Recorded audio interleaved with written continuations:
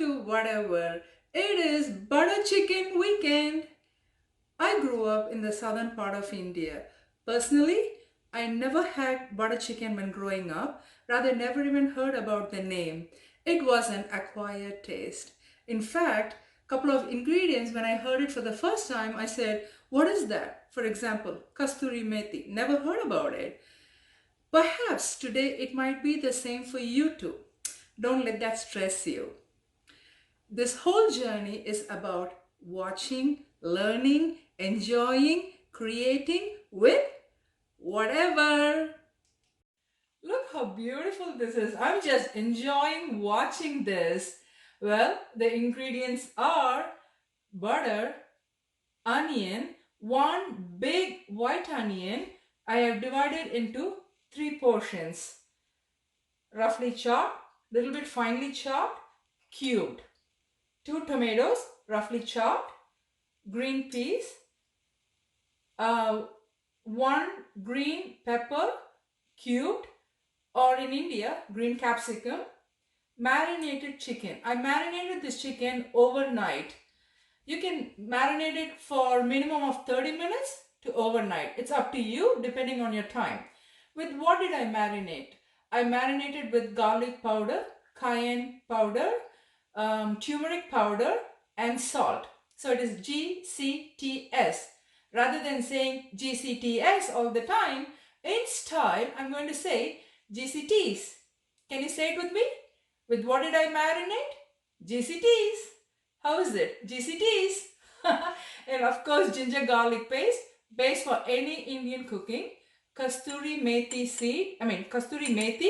and this is heavy cream.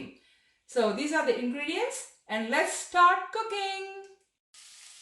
So in the hot pan, I added a teaspoon of olive oil and a spoon of butter. And the reason why I'm adding oil and butter is so that the butter does not get burnt up.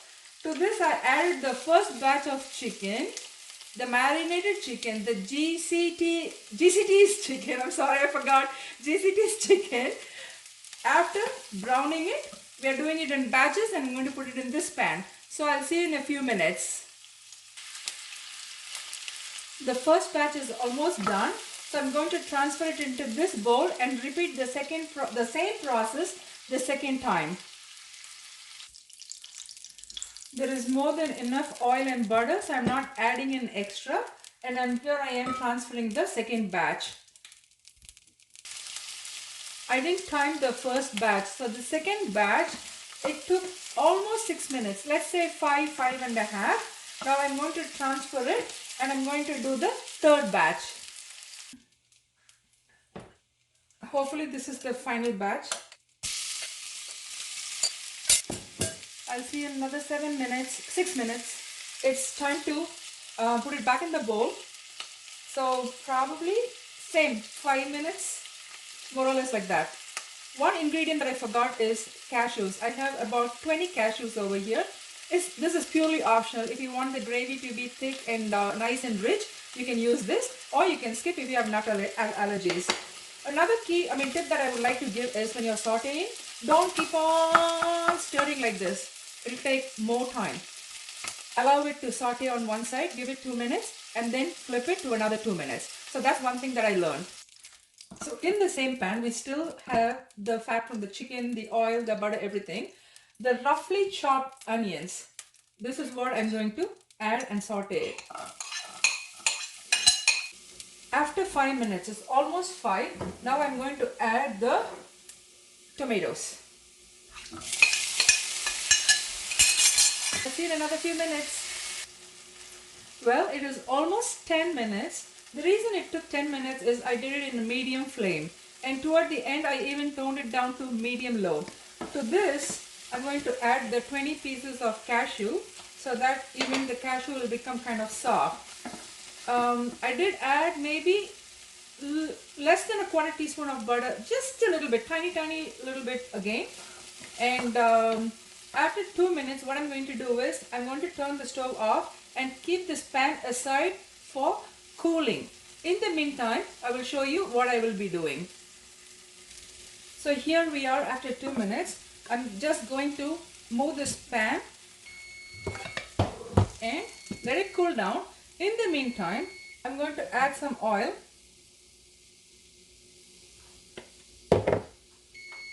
I'm going to saute 3 vegetables. 1, the cubed onions, green peas and green peppers. Here I am going to stir fry, saute, however you want to call it, in high heat.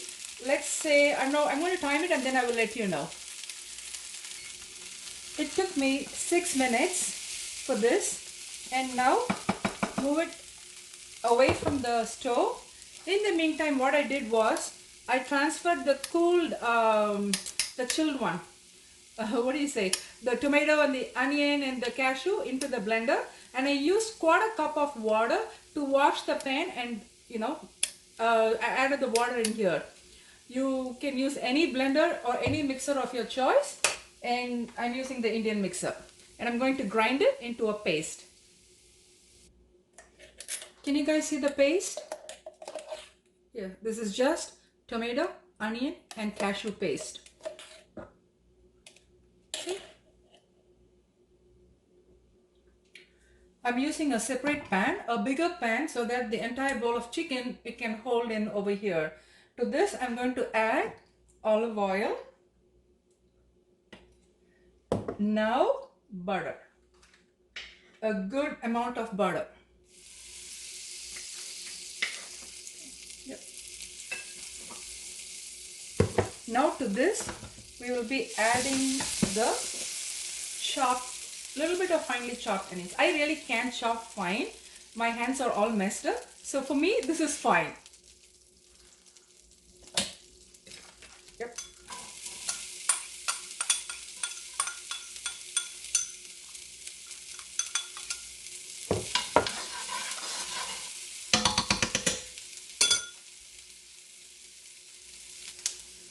It's almost 3 minutes. Now I'm going to add ginger and garlic paste. For this entire bowl of chicken, I'm going to add maybe 1, 2, let's say we did 3 batches of sauteing, right? So let's do 3 teaspoons. Yep. So 1 teaspoon for 1 batch.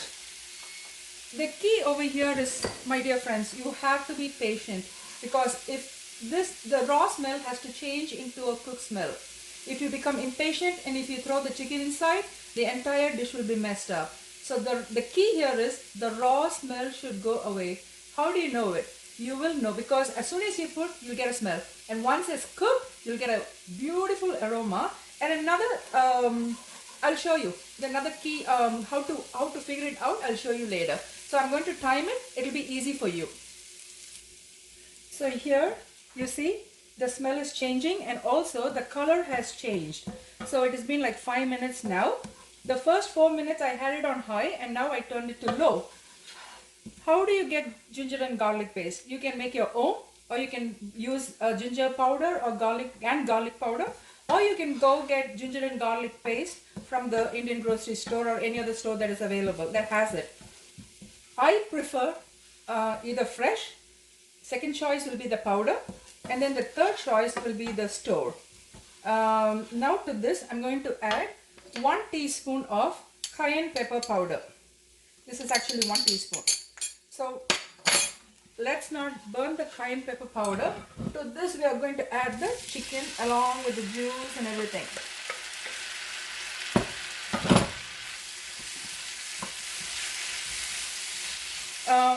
Usually the traditional way is they will use Kashmiri chili powder.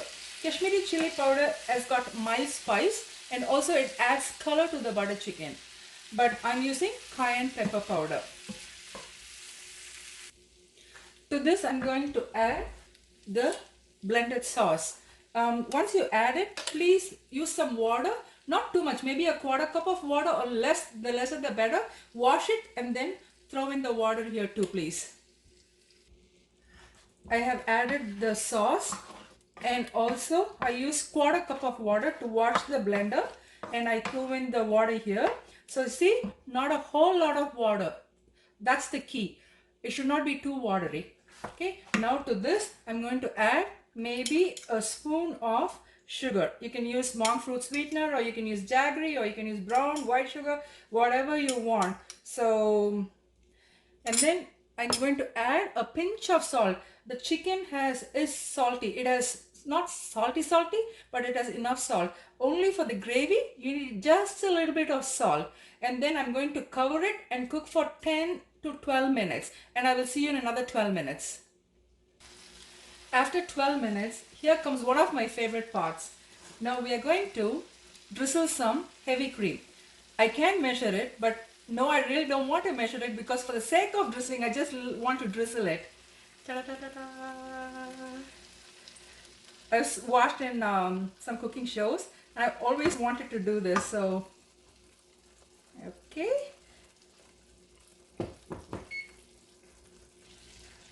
To this, I'm going to add the sauteed mixture over here.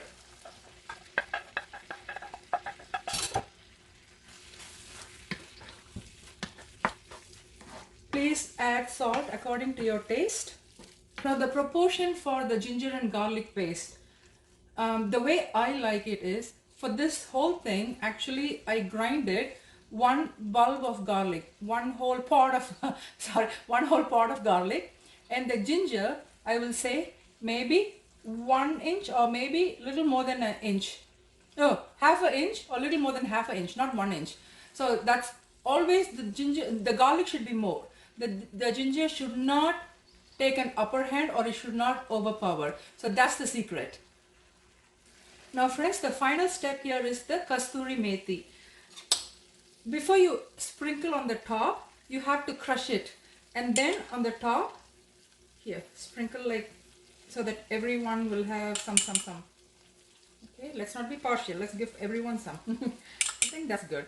Maybe I used 3/4, I mean quarter, maybe a little less than that, okay? This here is not optional. Don't ask me why, what is in kasthuri methi, I honestly don't know.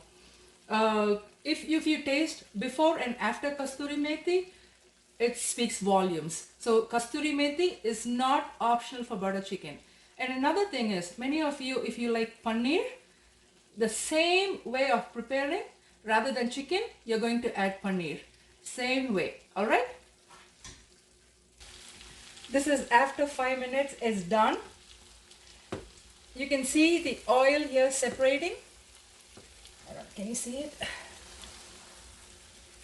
That shows it's done, final, and the taste is awesome. I am hot. My face is all flushed up. The taste is really good. I love it. But this time, for a change, let Jackie let you guys know how she liked it, how Byron liked it. Let them know.